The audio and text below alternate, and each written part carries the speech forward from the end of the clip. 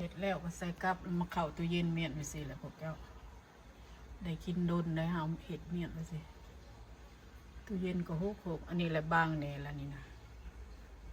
กินไก่สิบึดละ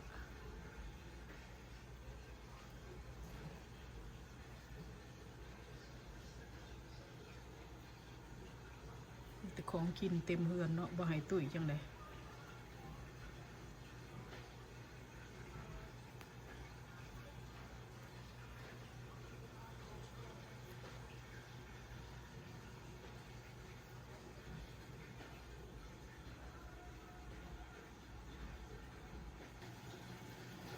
อันนี้กระทามันเป็นประมาณมื้ออื่นก็เป็นแล้วนี่นะ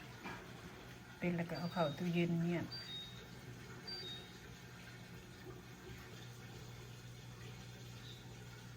อบกุ้งใส่ไข่ใส่เส้นร้อนเสียไปกินการตอนเช้าโอเค5 โมงเลยได้ดีนะเตรียมเครื่องสิออกแล้วโอเคบายขอบใจเด้อผู้ใดที่ผ่านเขามาเบิ่ง